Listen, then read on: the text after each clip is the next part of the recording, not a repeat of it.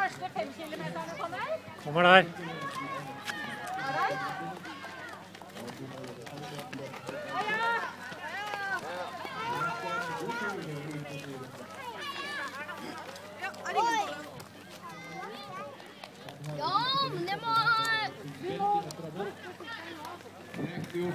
Nå springer ned mot 20 minutter her på den første runden altså.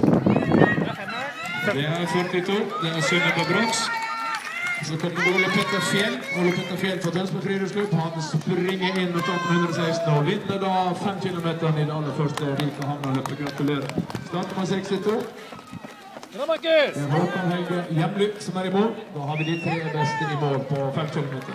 Raske gutter alle 3, men her har vi yngste mann da. Det er Simen Halle Haugen junior med starten på 58. Har hengt på de store gutter veldig lenge.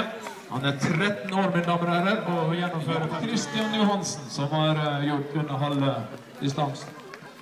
Så har det starten med 32, så er det Kato Christian Håkonsen som skal ut på sin andre. Så kommer Gunnhild Halle Haugen, først i mål av jentene på 5 kilometer. Måtte se seg slått av...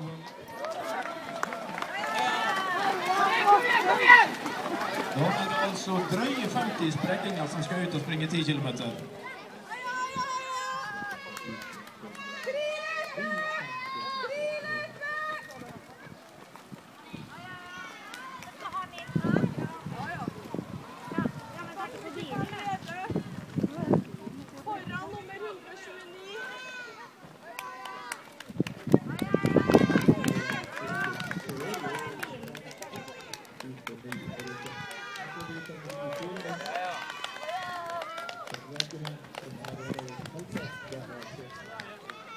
Kom igjen, nå trykker ut på andre, trykker ut på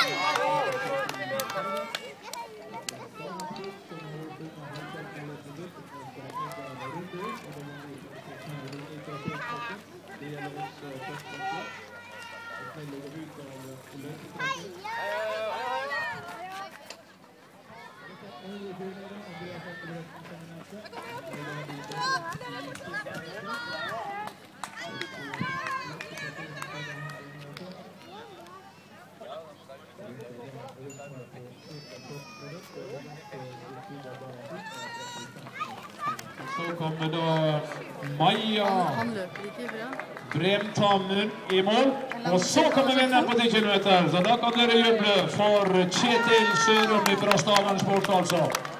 Gjennomført 10 kilometer på en glimrende måte. Samtidig som Liseth Linde Jørgensen i fra 29. Det er altså Andreas Engebretsen, blir da nummer 2 totalt på 10 kilometer, og vinner sin klasse 50-54 år. Det er da Trond Egil Hansen, ja, som er i mål på en flott tid på 10 kilometer. Han fører 5 kilometer altså. Start med 134. Det var mannen dessverre ikke hadde navn på.